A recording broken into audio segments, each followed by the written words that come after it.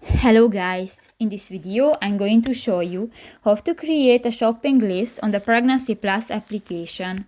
But first of all, I just want to mention, please don't forget to subscribe to our channel, because at 100,000 subscribers we are going to show you our YouTube revenue statistics and growth strategy, how to make money online.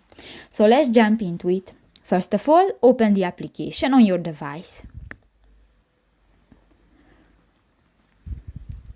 New, click to the More button next to the Me option at the lower bar on the screen and click to the hospital bag.